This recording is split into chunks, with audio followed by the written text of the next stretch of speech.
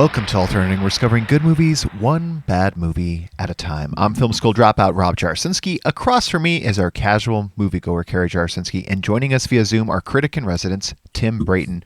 Gang, we are all back together again. It's been a while. It's been a bit. It's been like 4 episodes. Does that sound right? Yeah, that feels right. I had some movie things that kept me away, and Brennan was kind enough to fill in for me, and Carrie and Tim were all kind enough to fill in. And then upon what was supposed to be my return last week with the Pass the Popcorn, I unfortunately developed COVID. You developed it? I developed like it. a camera? I incubated it. It was in your body? In my body.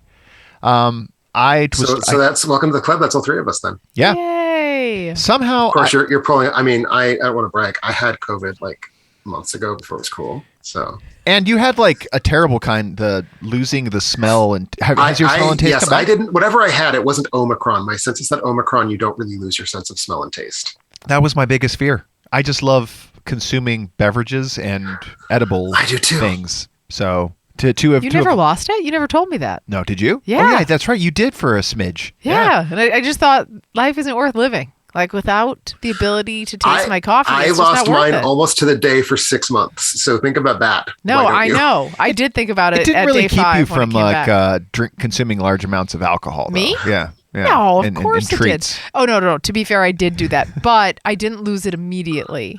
So what I thought I was going to do was maybe try and do some sort of like germ kill the first few days. Yeah. And that didn't work out. I got much sicker. And then I didn't do that afterwards. And then I lost my sense of taste and smell for about 5 or 6 days, which was tragic. So, Carrie, you came in. That sucks for you very much. I feel very bad for you. You came in the end and swooped in as a superhero and not only recorded what I thought to be a very amazing podcast featuring our 2 kids.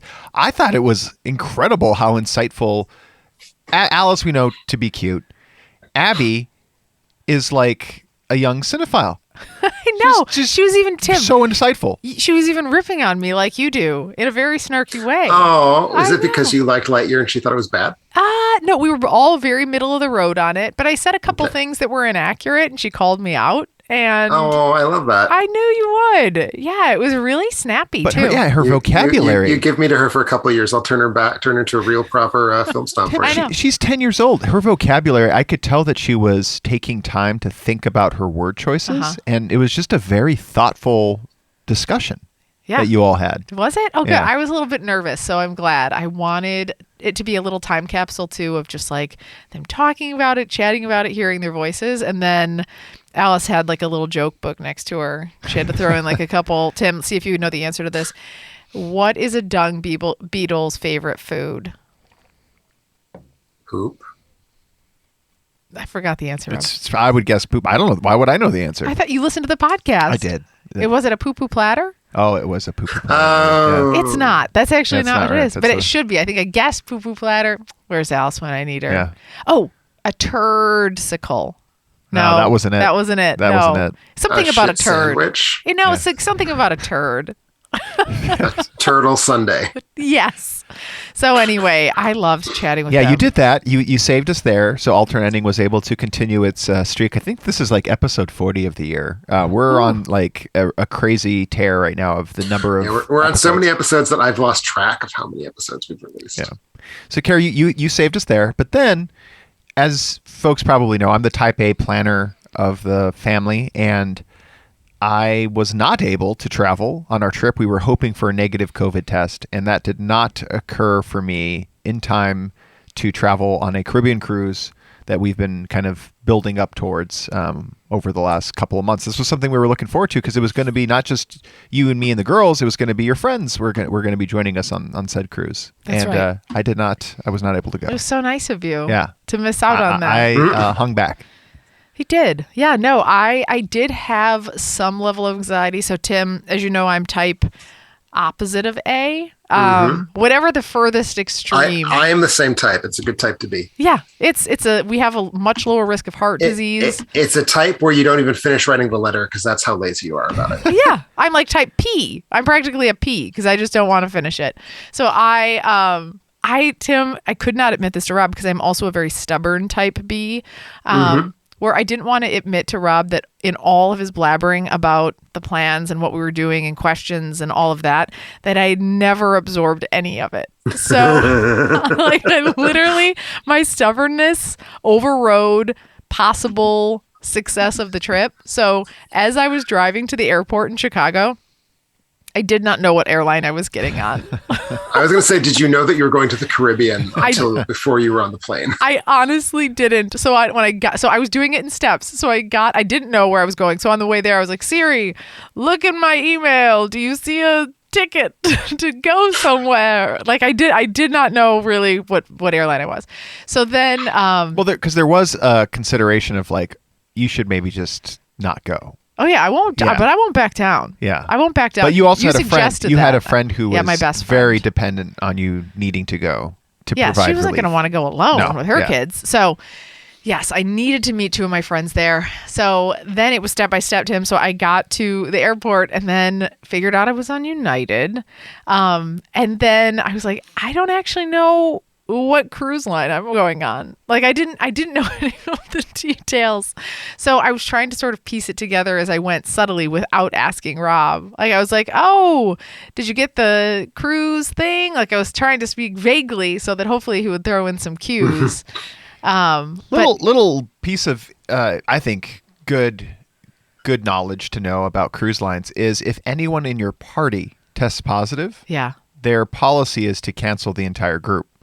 And that, I like, as the words came out of my mouth to get my money back, because that's the reason I called to cancel myself, I was like, can we just pretend this conversation didn't happen? And so there was this bit of fear that I had as the planner that I have, like, now Carrie can't go. And theoretically, by the book, like letter of the law, you should not go. But you called and you kind of said that like you had figured things out with the person and I didn't quite buy it. So there was this like bit of doubt that I had that Carrie was traveling to Florida with 2 kids and was going to get to the pier and they were going to say, but your husband tested positive, so you're not allowed to be on this trip. I was like, I don't even actually know him. I don't really know him very well. So anyway, I was like, I haven't seen him in days. He's been gone. He's been quarantined. So yeah, there were a few snags on the way. I won't go into all of those. There were a few snags on the way, but overall, we came back only with minor scrapes and bruises, no major gouges. Nobody threw up, maybe almost, but nobody actually threw up. And we're home. You did it. We did. All right. Yeah. Excellent. Yeah. And just in time for the 4th of July. Ready to celebrate. You're feeling super patriotic today. I mean, you know that I love America right now. America, the greatest country on earth. You know what I started doing when people ask me where I'm from? I'm like, oh, I'm actually just from like a tiny bit south of Canada. I'm like, I'm practically in Canada. I'm just like a tiny bit south. And if they are from the United States and they ask me where I'm from, I don't say Wisconsin.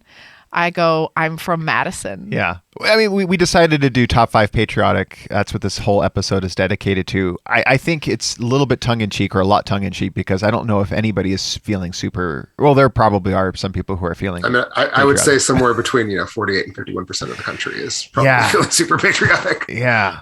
But there probably of the people who listen to this podcast, I'm sure it is a much smaller number than that. Let's go back to simpler times. Yeah. The 80s and 90s. When we didn't know better. Yeah. You know, when we didn't know better. I don't know if I've ever been like a super patriot, super patriotic person. Like I've never been rah-rah US, but there have been movies which will be on my list that have kind of given me that feeling. But generally speaking, the tingle, the US, go USA. Yeah. Like I'm proud. Oh, does it have to be USA? No. Oh, well, okay. and I was corrected because I extremely carefully phrased the post to make sure that people knew as they read that we were not saying it had to be USA. I stuck with the US. I also acknowledged that as I was finished with my top 5, then I went and compiled the listener top 5 and saw like, oh, damn, I could have probably done this universally. But one of mine applies to that. But Carrie, I'm curious just in general, like, are you a big rah-rah, like alma mater person or US person? Because like, I'll take you back to Germany. Yeah. We were in Germany back in 2000. it was a World Cup year. Okay. I don't know if that's every year. I was with you? Yes, this was right before our wedding. Oh, okay. We were with your sister and your brother. Sure. And we were on the streets of Berlin. Oh, yes. They weren't even, they were like in the quarterfinals. Oh, you're right. The Germany, the country Yes. was in and the streets were just covered with people. Yes. And everybody was so happy and so excited. And I remember thinking to myself, there's nothing like this in the United States. Like there's no sport or thing that galvanizes us. So you were not in Chicago during the Bulls championship runs? No, I was not. I was. Yeah. That was a big deal. But see, Tim. that's what I'm saying. But that's more still like regional or by Regionalism. city. Sure, that's probably fair. And like I don't know if there is a thing. Even when the Olympics come around, we don't like a movie that could be on people's list, like things like Miracle. Like someone would have to tell me, did people rush the streets across the country and were excited when the U.S. took the gold medal? Spoiler.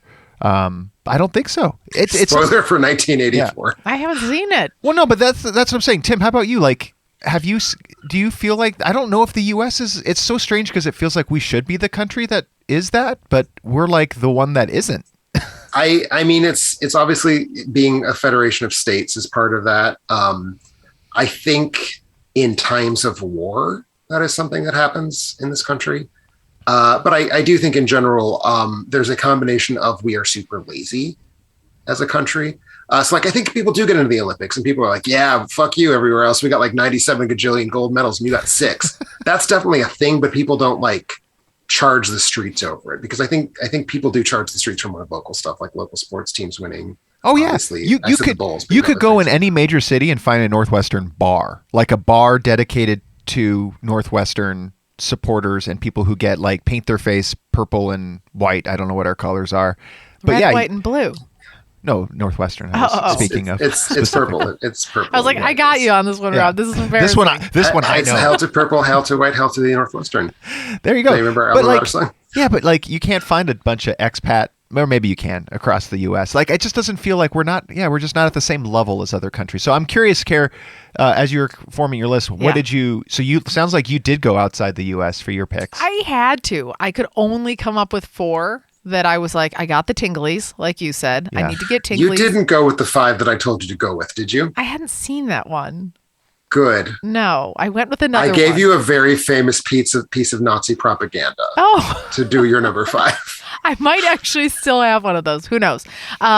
But yeah, no, I just gave me the ones that like gave me tingles, gave me energy. But to be totally honest, I think I've talked about this before, but in general, I have problems with movies like American Sniper and Sicario and like movies like that vilify other countries, because I think that that's probably one of the huge problems that we have as Americans, of like thinking we're better than every other country, we're better than other people and all of that stuff, and then we see people on the street or we go to other places and we think we're better. And so I have a hard time with movies that do that, so I don't have any of those. Okay. Like we're better than you I movies. think there is a movie that you have forgotten on your list. You think so? For sure. I think you and I don't use the word patriotic in the same way if you think Sicario is a patriotic movie. I'm not sure what you meant by Sicario either, but that's all right. Isn't that the one with the guy and they're going and they're trying to get people at the border? Yeah. I'm thinking of the right movie. Yeah. Yeah. I don't know the if I know. The movie about how the U.S. intelligence agencies are complicit in unspeakable crimes against humanity. You define patriotic. Maybe I actually don't. Go ahead, Tim. Actually, the girls asked me earlier, and I was like, it means you carry a flag on the back of your really large truck. And then they were like, oh, I've seen those before. I was like, don't talk to those people. No, I didn't say that. Is that how you define it, Tim? No. So first off, I had to be very careful in compiling my list. And you are, in fact, going to get the second version of my list, because the first version of my list was not so much Tim's top 5 patriotic movies as Tim's 5 favorite World War II propaganda films. Yeah. And there's still a good amount of World War II propaganda on my list, because I think wartime propaganda is inherently patriotic. To me, a patriotic film is one that is asking you to be excited about the national identity and the strength it gives. I think there's a difference between patriotism and nationalism that I think needs to be sliced out. To me, patriotism is like the idea that like we are stronger together, and there are things built into the founding documents of the nation or the sort of cultural ethos of the nation that makes us better than if we were not unified. And that's true for whatever the country might be. And I think, there are certainly films about the United States that do that, but I do have multiple non-US films on my list. So how did you find any that were better together? That eliminates everything. I love your definition, Tim. I agree with your definition 100%. I wanted to leave, and there are movies that I've seen. They're generally karate movies in which I watch and then I immediately want to do karate. You get I want to apply that feeling. So you're a karate nationalist. Yes. I want to apply the feeling that I get watching those. And there are movies that do this. It's like when I'm done watching it, I'm like, I'm going to go sign up to be in the military. So Rob is telling us that there is a film currently in theaters making money hand over fist that may or may not be his number one. It may show up on my list. It's possible. Yeah, that's actually such a good criteria. And that movie's named Jurassic World Dominion. Yes.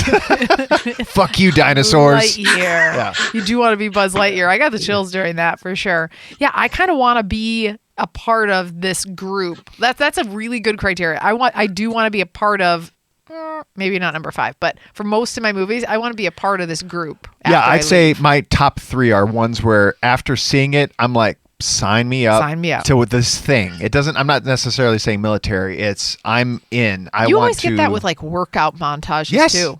Which, yes, that is. There is a movie with a workout montage that typically we would not think of as patriotic, but I think absolutely could count. And I'm curious if it might be on Rob's list. It's probably going to be. It is the film with the most famous workout montage of all time, is what I will say. Possibly. Could be on the list.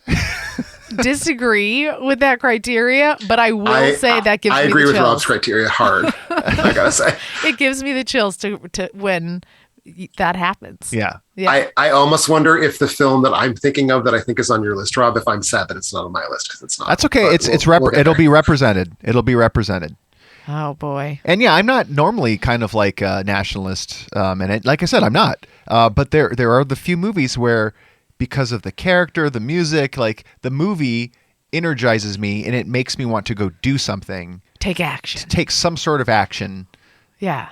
That reflects the character or the group of characters. So okay, let's begin. With your number 5. Okay. I'm pumped. I'm ready to go. We've set the table. All right, set the tone. What if I told you could go out into the world, okay? Mm-hmm. And then you could go out there, and what if you could go out there and you could sacrifice your whole life because you say, no, I am not going to fight in this war because I don't like it. Even though I'm going to sacrifice my whole family because of my Austrian patriotism.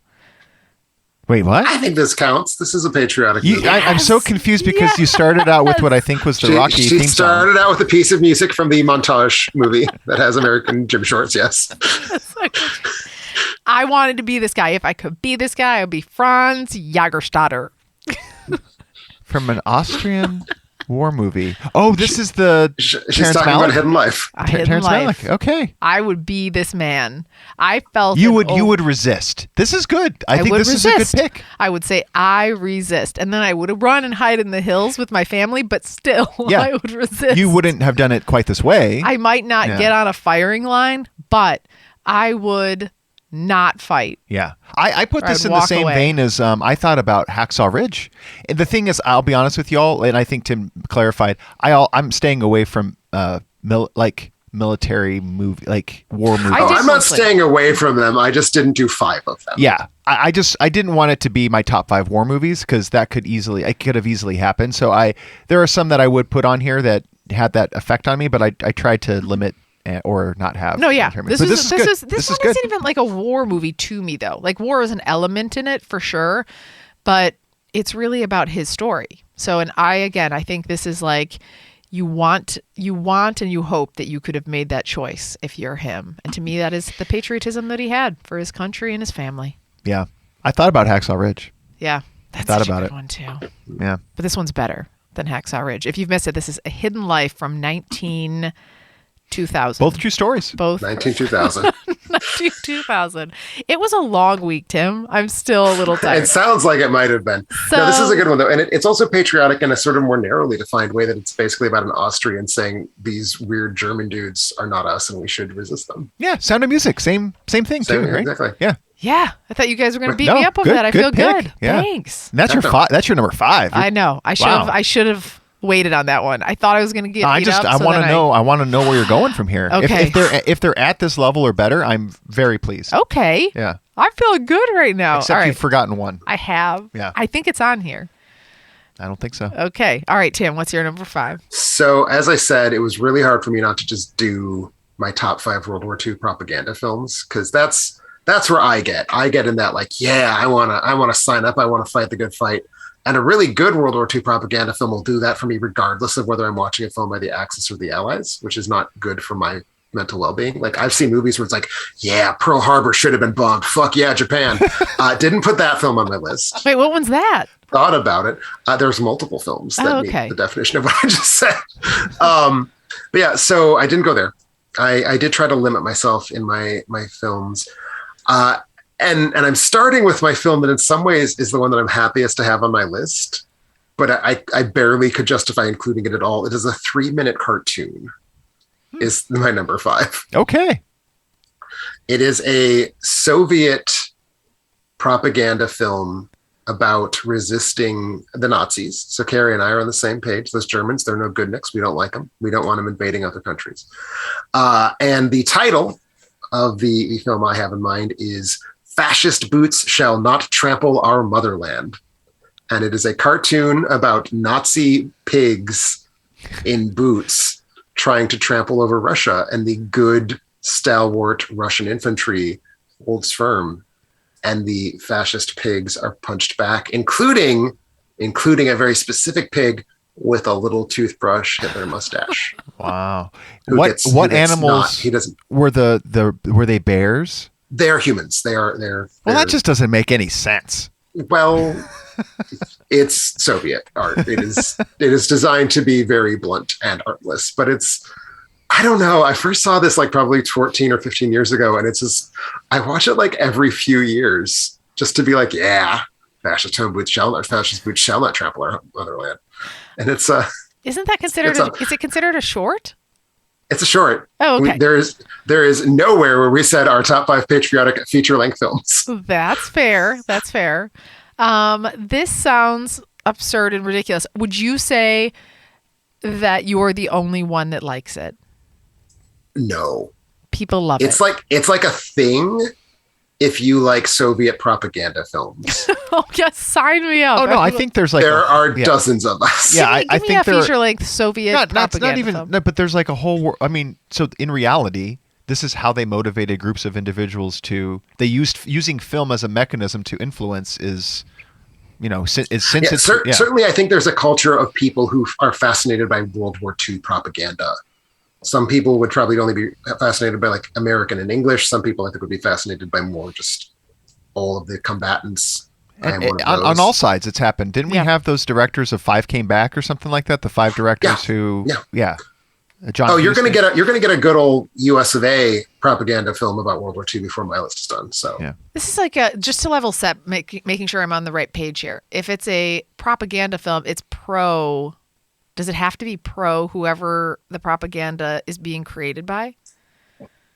Meaning it would be really lousy propaganda if it wasn't. Yeah, be kind of so it's counter. like U.S. propaganda. I'm saying pro-U.S. war. Pro-U.S.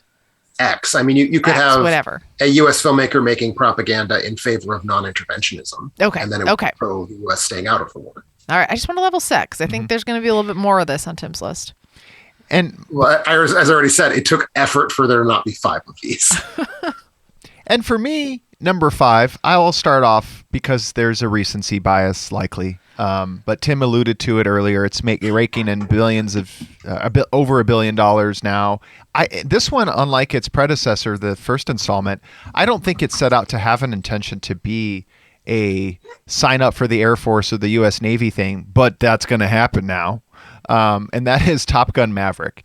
It shows a faceless, nameless country that they're opposed to, But what it does do is unify a group of multicultural individuals, best of the best, and they play some weird game of beach football shirtless. And they're... Isn't it soccer? No, it was... Beach football with two offensive teams. Two and no offensive defense. teams. That's right. Makes no sense, but it's awesome. I don't know who thought of that. That was fantastic. Like, the movie is just pure...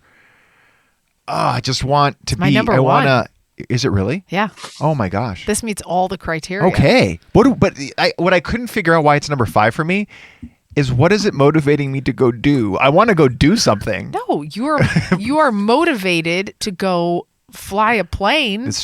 Maybe. Number 1. Yeah. Then you're motivated to work out. After that, I am was motivated like- to work out. As I was eating my Sun Chips, like while I was eating it, I was like, only one more serving and then put it away. Yeah. Like I limited myself because I could see that it wasn't going to get me where these people were by eating the whole bag of Sun Chips. Because this movie is less about pro-America and it's more about like anti moving forward with technology. Like it's Tom Cruise. It's a metaphor it is for pro Tom Cruise. And insofar as Tom Cruise is the embodiment of all American masculinity, then it is pro-America. Yeah. Well, But it then has there the you go. music you guys are talking about, the score, the everything, the energy, the chills. It has the high speed. It has all the things that you think of with, like, again, I will say military, but without the military element of it feeling like there's some sort of supervillain. I think the main thesis is what Maverick tells Ed Harris's things, like Ed's like, you're a relic or whatever, and he's like, your time's done, whatever. It's just a matter of time. He's like, maybe, sir, but not yet. Oh, So yeah. I don't know what he says, but You read my chill. I got a half chill Yeah. when you did that. It like started to chill, and then it fell flat and it just went away. Yeah, I don't think anyone needs to try and defend this as a patriotic film. This is as gung-ho as it gets. It's all about, how awesome our planes are and our pilots, and it's amazing. I thought this was just a completely, as you say, Rob, it makes you want to do something. yeah. Something. know It makes you what. want to do it really hard. Yeah, I'm going to do it real hard. Probably the biggest reason I couldn't put this film on my own list is sort of an anti-recency bias. I'm not going to have a top 5 list with something that's less than 2 months old. I just can't do that to me. Fair enough.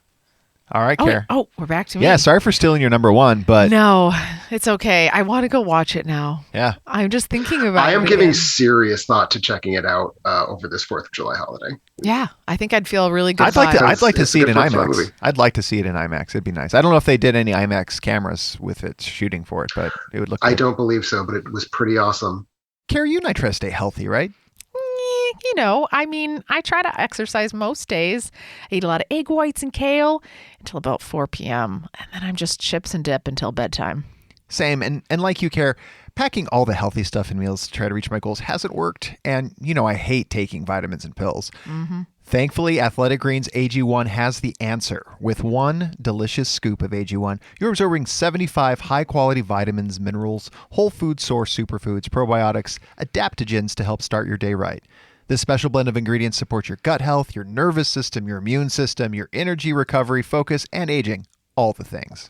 But here's the thing. It sounds great, but it also sounds like it tastes kind of healthy. No, it actually tastes great, not healthy. It has a tropical flavor that makes me think of our upcoming trip to the Caribbean. And it will leave you feeling more alert and clear during the day. Also helps you get your Z's.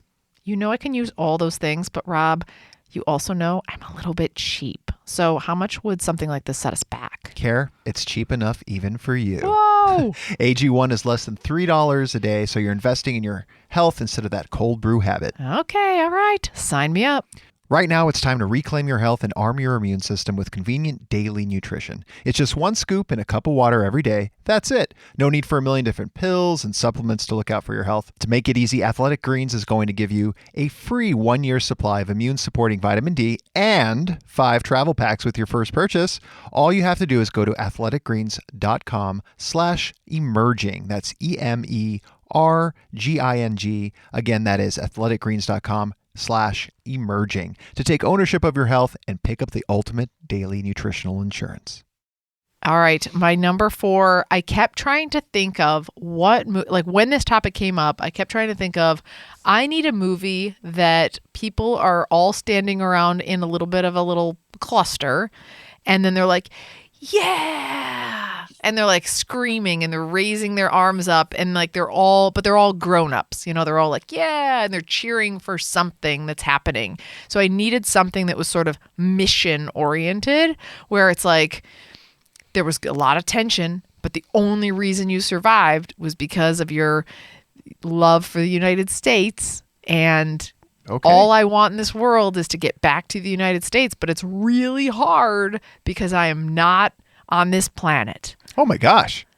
Yeah. All right. We may line up here. And so I have it my number for Apollo 13. We do not line up. Oh. But you were saying exactly what my number 3 is. Is it? And then it's not. I got another one that might match up. That's a good one. But this is the one where I was like, yeah, this is the one where when you're watching this movie, this is from 1995, you're seeing Tom Hanks, you're seeing Bill Paxton, you're seeing, is it Kevin Bacon? Mm-hmm. Kevin Bacon. You're seeing all of these people who Gary Sinise erasure, my God. Oh yeah, Gary, I forgot about him. And Ed Harris. So Ed Harris is now the person who's that's what I was going to say. Common thread. Yeah, common the thread. most lists. And he is, if anything, the embodiment of patriotism. So you don't know if they're going to make it, and you're rooting so intensely for them, and you're like, like the tension, the sweating, you're happy, you're like jumping out of your chair when it's over along with them when they land and they can make it back. This one to me was just like, I don't know. When I was a kid and I saw this, it was everything. And then I watched it again and it holds up. It's still haven't seen it. It's so completely holds up. What? Yeah, I don't know. I haven't seen it. Oh, it's going to be your favorite movie ever seen. I need to sit through. I think we need to stop recording this episode. You need to go watch it. You need to rewrite your list and then come back and we can finish. I think this would do it. This would be on the list because I have a different version of this movie later on. On my list. This one would be your favorite. This movie makes me patriotic for like NASA. Like it makes me just want so hard for us to be giving NASA like $20 billion a month. Yeah, you're like, do it all, explore everything. But there has to be an element where when you do explore it, you might not make it home, so that I can be excited when you do. For those looking to scratch that itch, my understanding is Apple TV, which has a ton of great original content, has For All Mankind, which takes a little bit of it's the person who wrote Battlestar Galactica, and they, much like Man on a High Castle, I think that's what that show is called. It's a universe in which the Russians got to the moon first, and then like what would the implications of be kind of from that point forward? How would that have changed the space race and continue to push us forward into wanting to invest and pushing our limits more versus kind of getting comfortable? I've heard great things. It sounds like that might be something for us to watch, Care. Yeah, after Apollo 13. Apollo 13. We're watching that today for sure. So, well, again, you're watching it before I give my number 4. That's true. We're gonna pause and break. I can't believe how much you hated Apollo 13, Rob. I'm disgusted with it. I would just want to push you off a cliff. It's over. Final deal breaker. It's done. That was good. Anyway, so Tim, to your number 4. So my number 4. So I once read a thing. I think this was in Al Franken's Rush Limbaugh is a Big Fat Idiot, a book from the 90s during a previous incarnation of the culture wars, where he said that there is a difference between liberal and conservative patriotism. Conservative patriotism is the belief that, it's the love of a country the way you love your mommy, and mommy can never do wrong, and you just have to always defend mommy no matter what.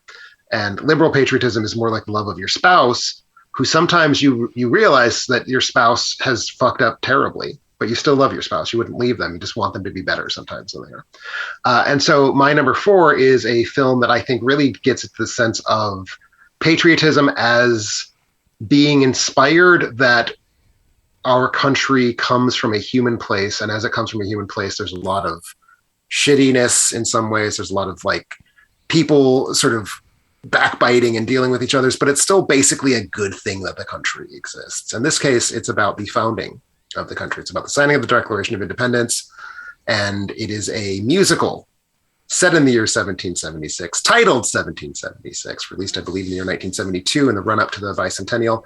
And it's about the authorship and the signing of the Declaration. And it's just about all of the personal conflicts and how some of the people really hated some of the other people, and all of them were really flawed in various ways. But they were united by the belief that, like, ultimately this is a good thing to have done. Even if I hate you and you and I are going to be political enemies for the rest of our lives, right now we are allied in this one thing, and we are stronger because of that. And that's what I was getting at, when I was sort of laying out my my ideas, is that, like, patriotism to me is the idea that ultimately we are facing in the same direction about something, and that is something worth sort of celebrating. And that's really what this movie is about. Like, again, a lot of human beings, all of whom are in some way broken. Together they wrote the Declaration of I'd like to Independence. see this because I don't know if there are that many films about our founding or the U.S. Like the founding. You know, I frankly cannot name another one. Yeah, because I know there's the John Adams miniseries Right. starring what's his face, Paul Giamatti. Yes, and that's it. That's all. And There's bound to be more. Yeah, I'm very interested in that period of time in history. Certainly, the Revolutionary War is covered in some films, but yeah, not the founding.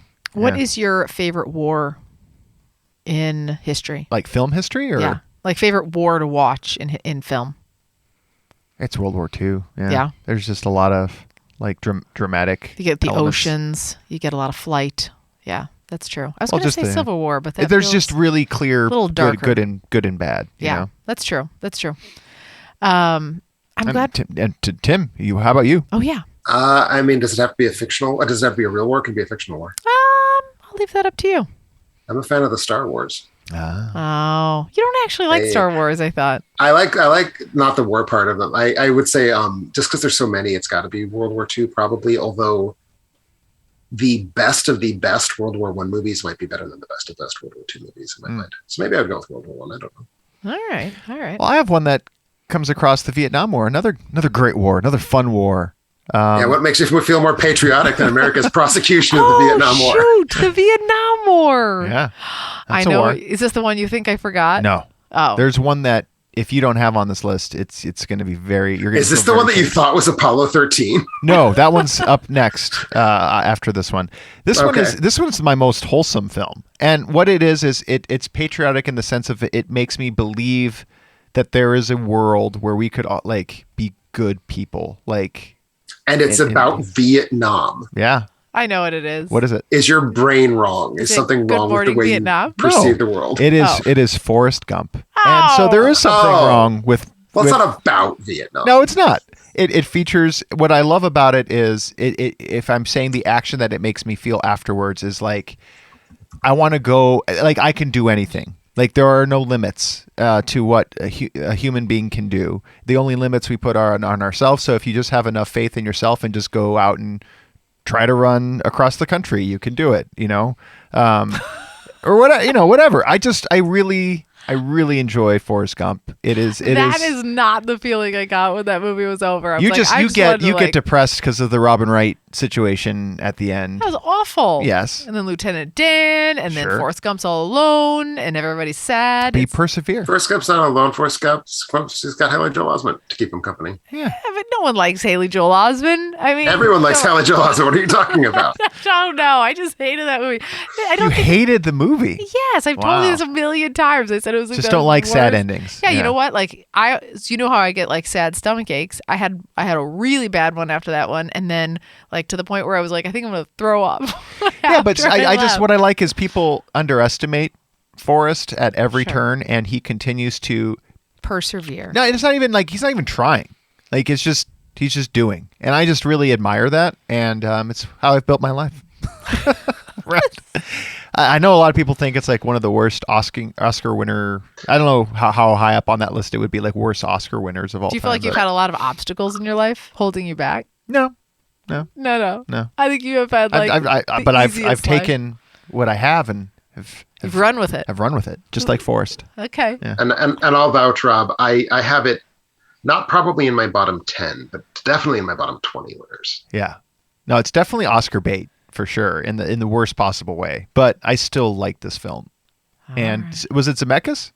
It's Zemeckis. Yeah, Zemeckis did a lot of fun things at the time that I thought were really interesting with old news footage and bringing in I was Tom literally Hanks. just having a conversation last night about whether the JFK talking to Forrest Gump effect holds up. I think it does not. Okay, I'd have to rewatch then. But at the time, because we hadn't seen anything like that yet. Oh yeah, it was very cool. It was very cool really neat. Effects. Yeah, really fun. And you can't suspend your disbelief because it's Tom Hanks. Like it's not like a deep fake that's happening there. But so you obviously know it didn't happen. But it was like that's pretty cool how they did that. Yeah. So, Carrie, you are left with 3 and 2. Am I correct? That is right. All right. Correct. We'll let you go. Okay. All right. I'll take it to my number 3. Oh boy. So I've never made a secret about the fact that I've wanted to marry a president. Right. So for me, this is the one that was my inspo for the possibility that might happen.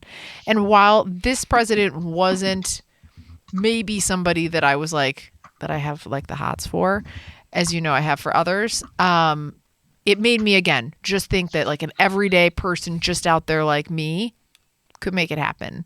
So this is my patriotic romance movie, 1995's The American President. What don't you like about Michael Douglas? I like rounder noses, and I feel as though he's kind of like, his nose doesn't work for me. It has to match up. My nose is kind of roundy. I would love to be in the position where Michael Douglas wanted to make violent love to me, and I was like, sorry, Michael Douglas, your nose is just not 100%. No, listen, It's very picky. Very picky. No, I have to have facial symmetry. Oh, you're saying your face isn't up to snuff Exactly. to match. It's not complimentary. No, yeah. Got it. Okay. Like, look, that's look much at your better. nose. Yeah. I mean, that's something that anybody can match to. So I feel as though the romance here between Annette Bening, Michael Douglas, I was just like, So the feeling you get after this movie, the urge, the action they have is to fuck Michael Douglas. No. is what this movie does. That's why one of my favorite patriotic movies is Romancing the Stone. No, but you do know that I've had that thing for a long time with Obama. And that is somebody, no, I wouldn't take it that far, but I would take it somewhere for sure if the option was out there. You'd let him put his hand under your dress? Maybe I could a gentle breeze along the back. I don't know what I do. I have to think about it a little bit more. But to me, I left this with this, like the chills, the excitement of romance, and the glamour of the presidency after seeing this in 1995. I will say it does one of the best jobs, I think, of showing how something comes into law and the trade-offs you have to make. It's funny because it's not known for that, but I think it actually does capture that really well. And it does. Yeah. Do you mean what you have to sacrifice, or what do you mean? Just like the wheeling and dealing and the horse trading that goes into politicking. It's actually it was written by Aaron Sorkin, and he has been very open about the West Wing. The idea for the TV show The West Wing came out of his experience with all the material for the American President that basically didn't fit, because ultimately it's a rom-com, and he had like pages and pages of like, how do we argue over what word goes into a speech? And he decided, well, this might actually be a good TV show. So that's very much like the spirit in which it was written, Rob. That makes a lot. I'm so late to the West Wing party. I think I would the West Wing falls apart extremely hard, but I think the first 2 seasons still hold up pretty well. Am I not remembering this correctly? Isn't West Wing Martin Sheen, and also isn't Chief of Staff in American President? Yeah, that's really cool. Yeah, and Michael J. Fox is in here too. Yeah. Oh man, it's a all-star cast. What if I also told you? So many people that Carrie wants to have sex with. Annette Bening. Annette Bening too. I wouldn't kick her out of bed either. She's just lovely. Yeah, the whole thing just gives you a little bit of a snuggle after it's over. And that's my number 3. All right, Tim, number 3 to you. So my number 3 is once again leaving the United States for another country. In this case, the great country of France, which has had some of its own ups and downs with patriotism. But this is the closest I could get to a film being patriotic for how wonderful it is to have an authoritarian dictator ruling your country. Because I wasn't going to put Leni Riefenstahl in this film, because I have some level of self-preservation. But I did feel comfortable putting a film about the life of Napoleon Bonaparte, simply titled Napoleon, from 1927. This is a 5.5-hour epic about the young Napoleon's career.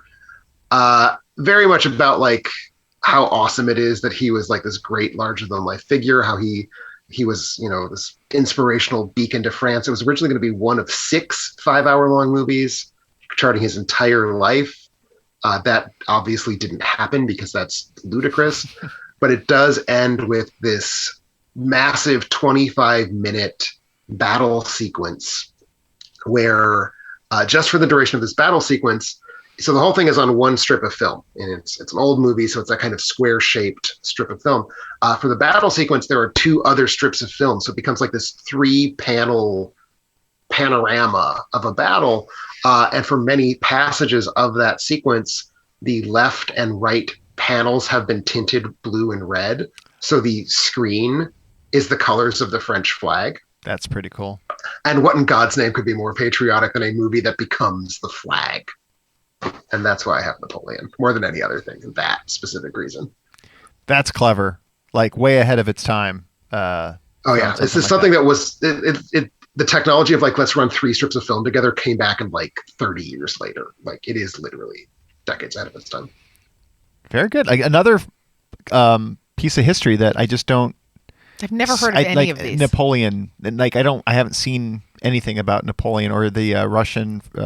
Is it Russian Franco War? What do they call that? Like the. I don't know, the War of 1812. Yes, that's like their version of the War of 1812. Tons of different wars. It's all kind of like this big sprawling. Europe is always sort of constantly at war, and different chunks of it get different names. Yeah. That's another part of history that I just don't see a lot on film unless I have to go back to 1920 whatever to see it. So yeah, I have a real high quality version of this film on digital if you guys want to borrow it from me. Very cool. Yeah, the only time I've seen Napoleon is in Bill and Ted's, and that's pretty much it. I think it's different. Yeah, different actor. Slightly different. Yeah, because this guy was dead by then. So finally, is this the one I forgot? No. But I think you would have had this because the way you were building up Apollo 13, this is what I thought you were saying, is a group of individuals, in this case more misfits, like blue-collar folks, band together, and they become not only the U.S.'s only hope, but the world's only hope. Oh, I love that. Yeah, because they have traveled to space. They are oil drillers, oil riggers. You picked Armageddon. I 100% picked Armageddon. Armageddon. This is not a patriotic movie. For sure. It made me want to go do stuff afterwards. I wanted to go join an oil rig. It made me want to go do stuff tie Michael Bay to train tracks and watch his body explode like a grape counts of stuff. You were always like a father to me. Oh my god! And then he locks himself out. I thought about putting this on here, and I was like, well, that's way too embarrassing. I don't care. I love it. Yeah, but it's not patriotic at all. I don't even think there's an American flag in there.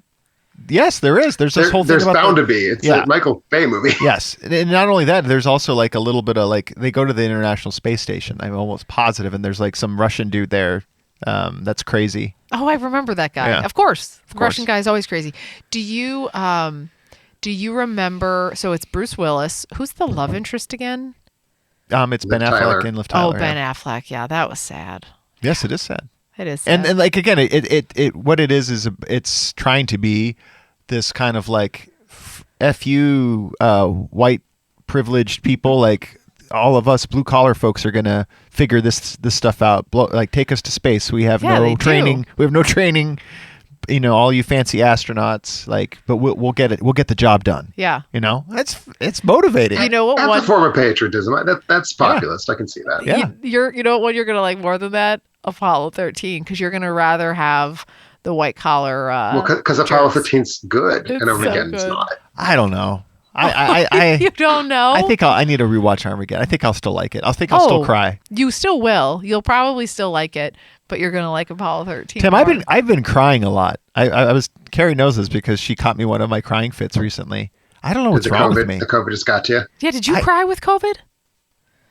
No. I've just been very like sad stories when I try to say them out loud. Like I just start crying. Yeah, he's tearing up talking about Armageddon. No, I'm okay. I'm okay with Armageddon. Yeah, hold it. I mean, Armageddon also makes me cry, but I don't think it's for the same reason it makes Rob cry. I feel like, and that's why I told Rob, I've probably actually never seen you cry, which is weird because you're a very emotional person. But yeah, seeing you cry the last couple of days, I said it was fine, but it's very strange. You like to see men cry? I mean, it doesn't bother me. It's just I'm not used to it because we've had some like really tragic things happen in our lives or in our relationship or whatever, and nothing, just dry as a bone. And then the other day you were like talking about make believe story, and he was like, "It's a good story. Really, it's a good script. It's really sad."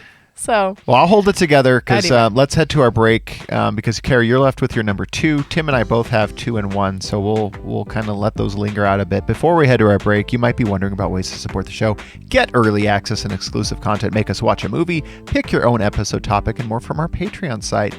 I just want to go out and say thank you all so much. Like, we continue to get such great support from you all, not only in folks moving to different tiers, but just a ton of new patrons coming aboard. So I want to welcome everybody. First off, want to celebrate anniversaries with our It's Nice to Be Nominated James Reed, Emmy Award, Asher Rubin, Paul Suspis, Arlo Banta, William C. Ham, Razzie Award, Liz Norris, Sundance Grand Jury Prize, Julian DeBerry. And then welcome some new patrons that came aboard since our last episode, and that's Matt Daniel, Tobu, Jody, and CB grabbing our Critics' Choice as well. And then the prior 3 grabbing Emmy Awards. Tim, that Emmy Award, you should have been writing TV. The people have been hungry for TV it. reviews for ages. Oh my gosh, people are loving it. Could be sitting on an estate in the Napa Valley at this point if I've been working TV long. How's your journey going back through? Are you enjoying the X-Files kind of? I'm having a blast. It's actually it's a real fun thing to revisit. It's fun to write my thoughts down on this thing that was so important to me when I was a teenager, with sort of more jaundiced, angry, cynical eyes.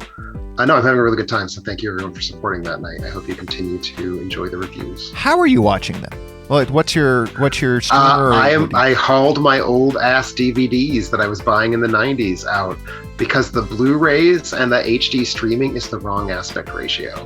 Oh. And to hell with that. And they redid the title cards in the wrong font. And I don't approve at all because the font is very important to me as well. Wait, who owns it was a Fox property, is that right? It's Fox. Okay, so now Disney owns the X-Files? Disney owns the X-Files. Oh, wow. Isn't that just sad and horrible? Yeah, that doesn't feel right at all. I believe it's currently streaming on Hulu. Yeah, okay. Again, in the HD version, that's wrong. Yeah, I'm not okay with that. They also messed up The Simpsons for a while. I think that enough people were outraged about that they got that fixed. That got fixed, as far as I'm aware. Whew. Well, I'd love to see Disney, when they're done mining all of the other IP, I wouldn't mind an X-Files reboot, to be honest. Well, there was an X-Files reboot, and it wasn't very good. There was? In 2016. Oh my gosh, I didn't know that. Yeah, Okay. we don't talk about it. It was iffy. We don't talk about Okay. it.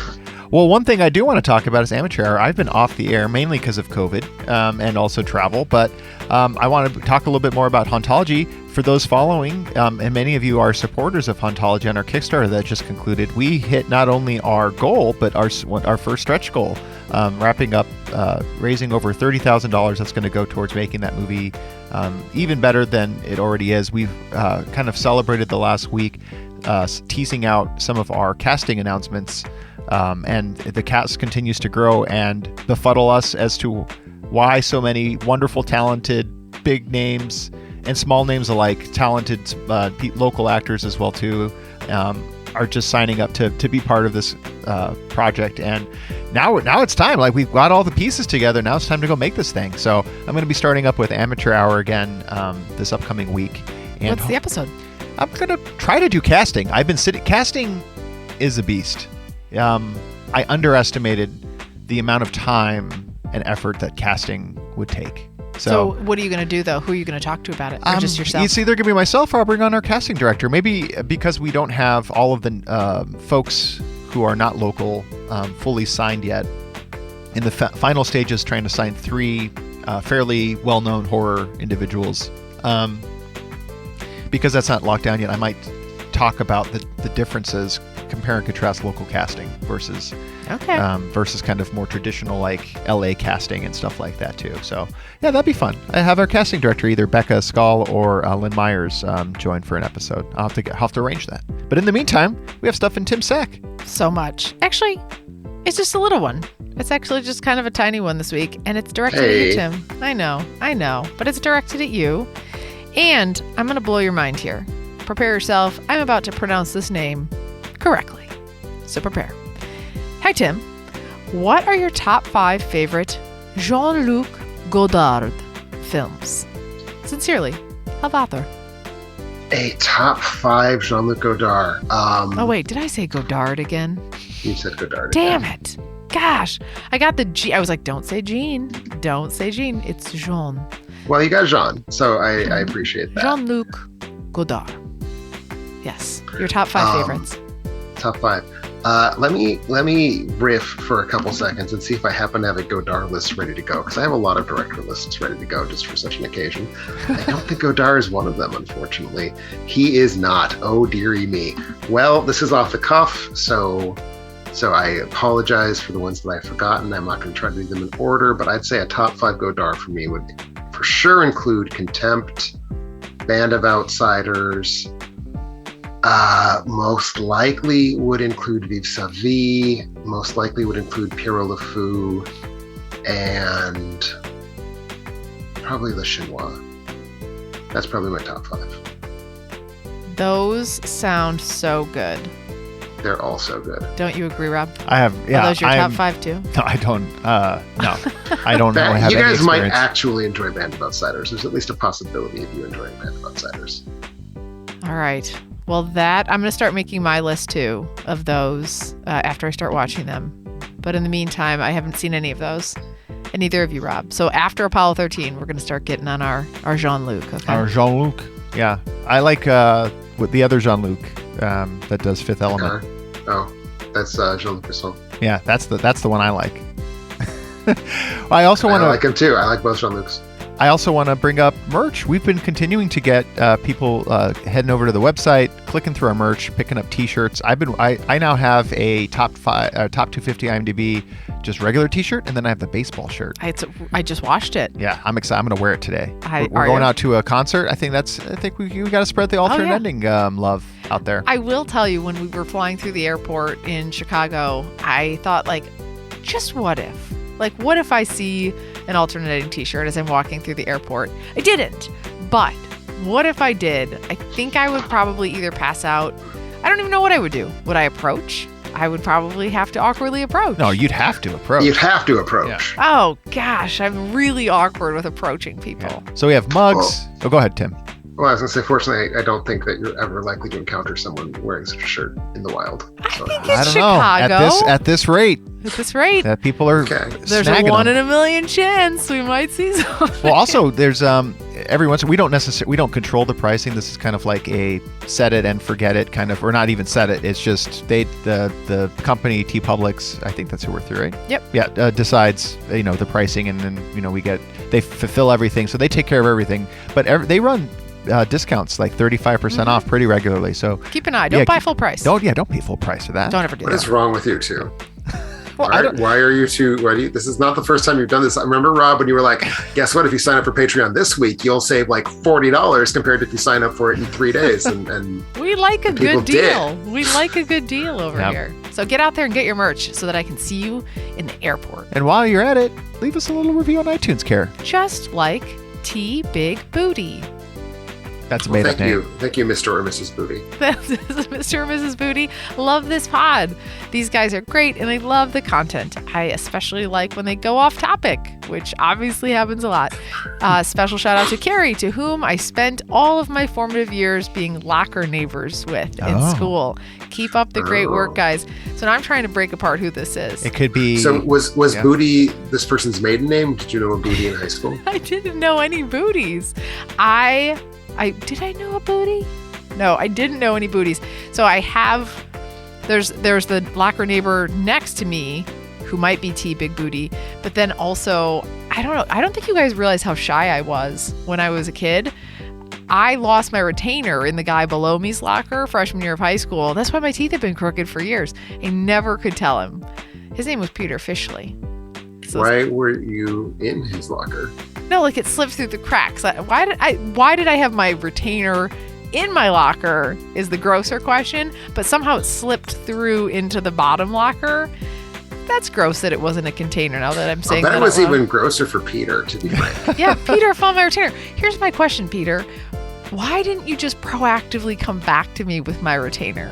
I don't know if it would be clear how what happened. If I found a strange retainer in my locker, I would try to find a broom, sweep it out into the middle of the hallway, and not touch it, and just let the janitorial staff deal with it. I have a feeling that's what Peter officially did. And again, this has been so much dental work I've had to do to correct this. So Yeah. to either you, Peter, if it is you, Peter, I need my retainer back. And if not, He's just kept it all these years. thank you, T Big Booty, for the nice review. Also want to thank all of our listeners who support the show and make their Amazon purchases through our site. Doing it is easy. Just go to our website, alternateending.com, click on our Amazon banner, and seamlessly go about your purchases. All proceeds go to making our show better. Since our last episode, here are the things that were purchased. Someone got 1 cucumber, Oh, a single one. you know why they did that?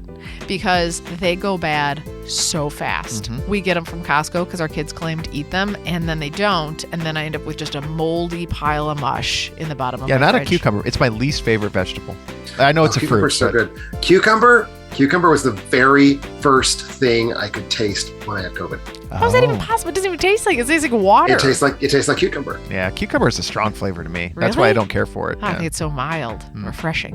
Also had a 3-pack of soft soap moisturizing body wash, shea and almond oil, making your skin smooth. I've been meaning to do that. I'm going to Yeah. get some of that. Also a laundry detergent drip catcher cup holder. Not sure what that means. Laundry Oh, detergent. It's to catch your laundry detergent drips. the drips Yeah, but where do you get drips? from your laundry off, detergent. off of your laundry detergent bottle.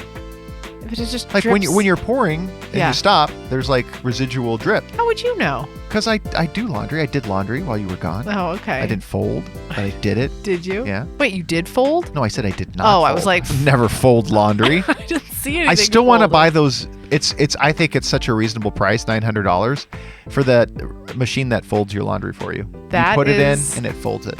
That is the worst of humanity. If you buy that, you just Every invention The worst humanity thing. has created is to make life easier. that is one that just is an American amenity. I think it was made in Japan, but wow. That okay. they're selling them to Americans. this is true. Fair point. Point taken. Also had bamboo serving trays with handles. We had a 4-tier expandable shoe rack. That's very nice. People trying to organize. You got your Yeah. shoes all over the place, Care. No, they're on a rack. They're on a rack. They That's got a right. rack. They're not. Yeah. They're not all over the place. They're on a rack. Exactly. Kindle book, we had Ancient Jewish and Christian Scriptures, the new developments in canon and controversy. Kitchen and dining, we had My Gift, vintage gray wood snack tray, beverage and snack caddy with a remote, again, ease, remote control holder, a phone Ooh. holder, a cup holder, all in one. That's Those, what I those want. holders feel like they all could be the same holders. The fact that there's 3 of them implies that they know you're just going to just basically sit there oozing all over your couch. We also had some succulents purchased through Amazon. I don't know how that works. Will they survive the trip, Care? Yeah, They're of very I mean, how do sturdy. the goddamn cucumbers work? That's true. Especially a succulent. You only have to Oh. water those every 30 days. Something for Bo and your other cat's name, Luke. Is it Luke? No. It is Luke. Okay, Luke and Bo, cat toy, silver vine chew sticks. I didn't know cats, it's dipped in a little catnip. Oh, that actually literally was for them. Okay, well then there you go. How did they that's like remote. them? Did they love them? Oh, they love them so much. They are dipped in catnip. Oh. And like I always thought catnip was it's like a pheromone thing, right? What is catnip? It's something like that, yes. Yeah, it's like a I'm not sexual exactly thing. sure. I'm not actually sure. Yeah. What? Yeah, right? This is blowing your mind. I mean, it's something I didn't actually It's want to something know, that makes though. them like euphoric, I think. Yeah. I yeah. thought it was just like, you know, like the cat food that comes with little fish. It's in Yeah, the shape of fish. that's what I thought it always was like the fancy feast Yeah. kind of stuff. No, it makes them stoned. Yeah. They get high. Why would you do that to your cat? Because why do you do that to yourself? Let me ask you a different question. Yeah. If we could get something that would stone our dogs, Yeah. would you do it? So here's the thing. I probably wouldn't, just in case anyone asked me if I ever have stoned my dogs. And then I'd feel embarrassed to say yes, but I would want to. Yeah. Because our dogs There's are one crazy. of our dogs in particular that She could is use a little insane. CBD for sure. She needs something. That dog was eating my ear. Like literally licking the wax out of his ear. Yeah. And yeah, she does this and she's too much. So I She's think too much. there's some micro dosage that we could So get her some little dog figure nip, something out. Yeah. and then Dog just nip. never tell anyone. Yeah. No, this is fine. The CBD dog stuff is all over It the is. place. Yeah. Gosh. Medicinal stuff for the dogs. Also had some sports and fitness things purchased. Some swimmers among us appears, Care. Some Asics, a men's team sweep singlet, an Asics team sweep singlet. Oh, those could be shirts. A singlet can be a shirt. It right? could be, or it could Yeah. be one of the one-piece bathing suits. I don't know if a man would wear a one-piece bathing suit. But they do. They do? Oh, I guess Depends. they do. If it's the You're 1920s, right. the man sure would. No, Yeah, that's still even today, men wear one pieces. Well, the one piece that covers your chest as well as your Yes, nethers. yes. Fair enough. I don't see it too often, but yeah, it's possible. Also had limited edition Blu-ray 4K True Romance, which I need to rewatch. I think it's for many. It's one of Tarantino wrote it, that didn't direct. Right? Tarantino wrote it. Tony Scott directed. Ah, okay. Yeah, a little early Brad Pitt in there. I could go for a little True Romance. And then video on demand, The Goods. Live hard, sell hard. Not sure what that is. When we get back, our top 5 patriotic movies.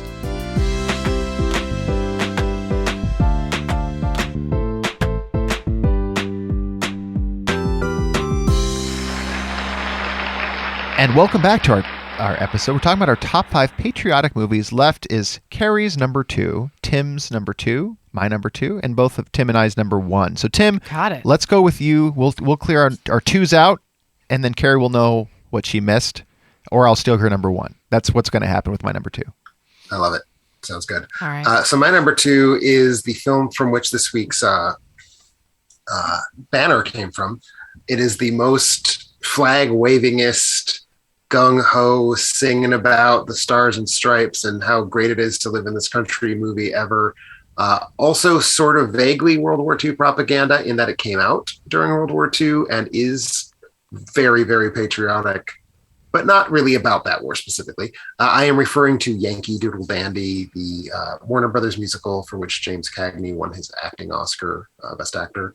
And it's the biopic of George M. Cohan, the songwriter of such patriotic hits as Yankee Doodle Dandy, Over There, many others. And it's just this like thoroughly fictionalized cradle to grave story about how he loved America more than any other person ever has loved America, and wrote so many songs about that love. And Cagney sings them and dances them, and there's flags all over the place, and he's goddamn wearing flags. And it's fun. It's just a good movie, and it has a really great showmanish socket to us type performance from Cagney, and it makes me feel happy. I've seen this one. That's really what it's about. You've seen this one? Yeah. It's Wow. it's also a play. Or a musical. It's the one that's like, I am a Yankee Doodle Dandy, right? That's the I song. am a Yankee Doodle Boy. That is indeed the song. Yeah. Yes. It's not one of my favorite musicals, but I remember that song and I feel Are good you about it. convinced that the musical you saw was based on the story? Would that song show up in another musical? Probably. Like Oklahoma? Because I also have Not seen in that. Oklahoma, No, no. okay. Because the wind sweeps through the plains on that one. Have you seen a story that is a biography of an Irish American popular songwriter?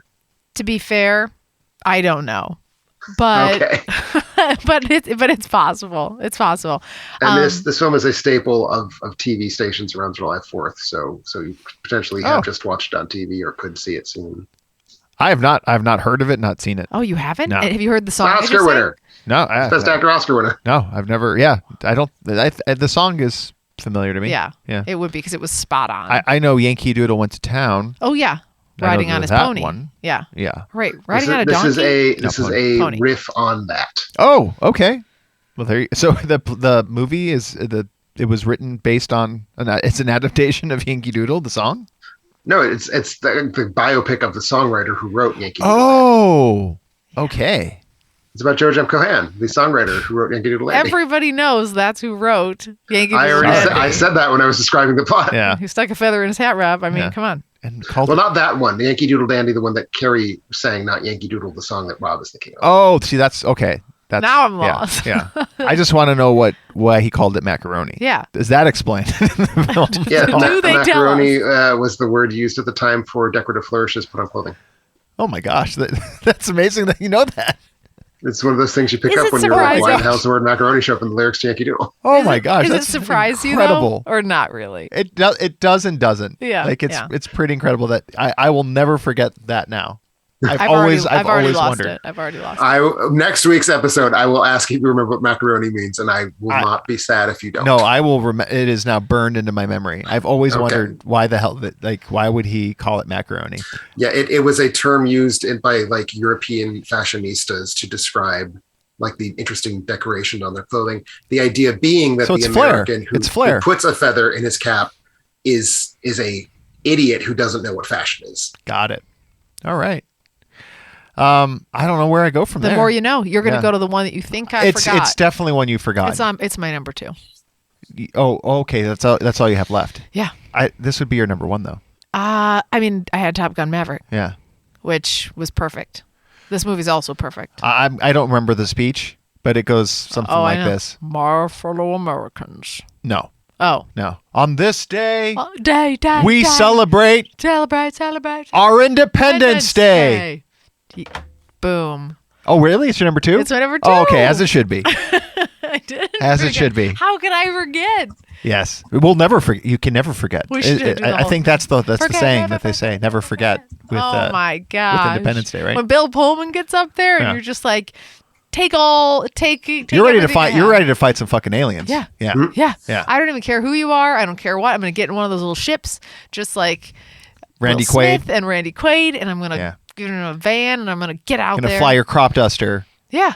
I'm going to do whatever straight it into takes. straight into that mothership. Yeah. Yeah. I would do that. I would punch an alien right in the face. Remember me? Yeah. I wish we could have a podcast. For those of you listening, Rob just did a face. Yeah, it was the Randy Quaid face. It was factual. Yeah, I would sacrifice my life like Randy Quaid. I'm sad for Randy Quaid that his life is not going well. Oh, it's not? No, he's had some troubles. In what way? He is an insane person who is on the run from the law. Yeah. For what? What did he do? Something naughty. Yeah, broke probably minor things. Minor laws, but now has like. Is he in jail? No, he's like. No, he's on the run. He's on the. He's for like the last. He's been on the run for like 5 years. Yeah, for like 5 years. Are you serious? Yeah. What? Yeah. I think he's in Canada right now, supposedly. Yeah.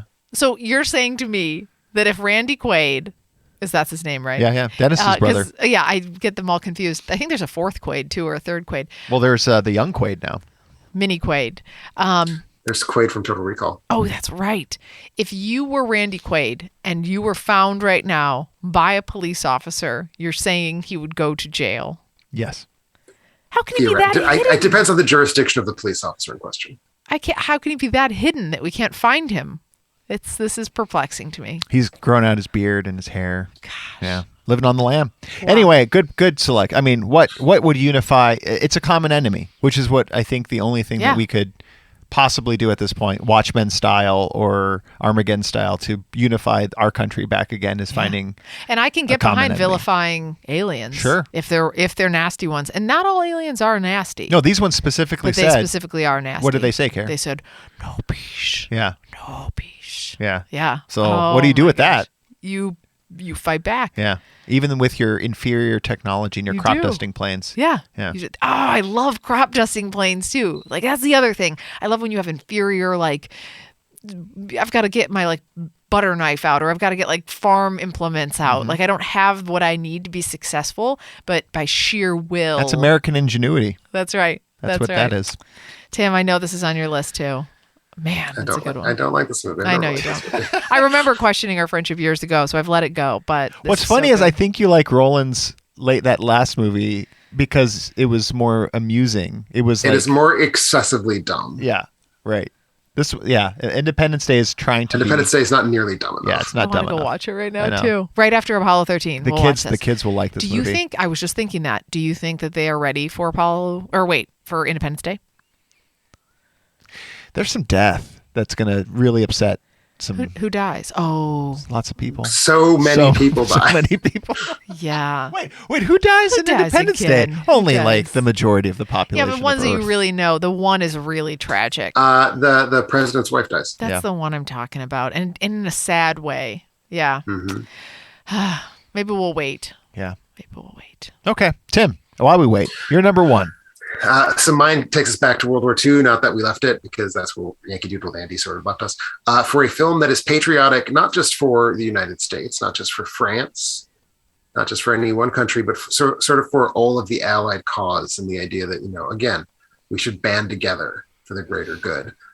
It is a film that I think is really just, to my mind at least, full of these wonderful little grace notes that are all patriotic for all of the little countries involved in the Allies. And I know you've both seen this film because I believe I watched this film with you. I'm talking about Casablanca. Yes. It's patriotic. That's the thing, is it showed up on so many people's lists. I could not for the life of me I could not place why. Pinpoint why. Explain to me again why. It's all about this guy who just wants to be left alone in a bar in Morocco to drink himself into oblivion, and he is forced to confront the reality that actually, no, he's an American and he needs to stand up and be a good dude, do what's right, and punch those Nazis. And you have the Paul Henry character, the Lithuanian, I don't remember what he is. Anyway, he's the freedom fighter, and his whole thing is like he's a patriotic beacon for all the free people who are resisting the Nazi menace. And you have that scene where they're singing the French national anthem to drown out the German national anthem, and you see a French citizen played by a French citizen who had emigrated to the United States to stay ahead of the war, streaming tears down her face as she screams "Vive la France" at the end of singing the French national anthem. This is to me the quintessence of patriotism. That specific moment when she's crying and she screams "Vive la France." And it makes me want to be French. You want to be French. You get chills, you're saying, when this happens, and you also tear up in commiseration with the tearing girl. Is that what happened for you? Yes, that is what happens for me. Okay, then it counts. Because Morocco was a French-occupied country, right? Like France not owned it, but it was a overseas territory. Yes, the French government it's sort of the relationship we have with Puerto Rico. Got it. So not necessarily super adversarial, because I would find in today's, well, it's also in World War II, those relationships are all akimbo because of the Nazis coming in and invading everything. Right. Exactly. Yeah. I was just trying to remember why the French connection there, but I know that there is an influence of France, and particularly the Northern African kind of countries. So okay. Yeah, I mean the French were a colonial power. Yes. I get it. Are you to your number one? I am to my number one. And Tim called it. Tim called a shot early. And you sang a song. Oh, that's right. Oh, this is your number. I've already forgotten about it. Yeah, what is my number one, Carrie? Because you're going to have the wrong one. No, I'm not. Okay. It's going to be Rambo. Rambo 2 should be on there. That made me want to get a lot of heavy artillery and I hadn't said Rambo 2 though. But no, it's you are uncomfortably close to correct, Carrie, but you're not there. Oh wait. Dun dun dun dun dun dun dun dun dun dun dun. This is Rambo. That's not correct. Wait. Oh my gosh, I'm so close. Hang on. I don't know if we have this kind of time. Hang on. I'm going to get there. I feel I'm a little off. Did I say Rambo? Yeah. You said Rambo 3 times now. It is a one-word title that starts with the letter R. Okay. The film star Sylvester Stallone. Okay, hang on. At one point, Sylvester Stallone is wearing shorts that are decorated to look like the American flag. I thought that was a Rambo. It is not Rambo. It is a boxing movie. Yeah, I thought Rambo Rocky was 4. Rambo's... Rocky Rambo. And specifically, he's Rambo as well. Specifically Rocky 4. Specifically Rocky 4. And I know we talked about montages. When we talk about the montage for me that is patriotic, now you have Rocky. Is this the stairs when he runs up the stairs? That's Rocky 1, which is what I thought. I mean, he also runs up. No, he doesn't run upstairs in Rocky 4. He runs outside in the wilderness in the cold dead of winter, blue collar style again, while Ivan Drago trains in a super soldier training facility, getting injections and working on the latest state of the art equipment. And Rocky's chopping wood and running in flipping tires, neck deep snow. You've never seen Rocky 4 because I think you saw the first Rocky, and that's kind of where we stopped. Yeah, maybe. Rocky 4 was my entry into the Rocky franchise, and what a you're saying you saw it first? Yes. Oh, because of the year. I think, what is it, 86? 85. So yeah, this one would have been the first one that I saw, and I don't know financially why. I'd like to go look at the box office. I would assume that this one did very, very well comparatively to the other Rockies, because it's U.S. again. It's Cold War. It's Cold War politics. It's U.S. against Russia. It's Russia's super soldier, played by Dolph Lundgren, basically. Super soldier, basically played by Dolph Lundgren, kills Apollo Creed in an exhibition match, calls out Rocky to come face him, and then Rocky has been retired now and comes out of retirement and dons the shorts of Apollo Creed, which are the red, white, and blue shorts, travels and agrees to fight in Russia, and to the point where, and I'm spoiling this movie because everybody's seen this movie, where he even gets a Russian-backed crowd to start cheering for him. Oh, and it's pretty amazing. I love that. It's cheesy but amazing. Do you feel like people, if the entire world watched this movie right now, that would benefit world peace as a whole?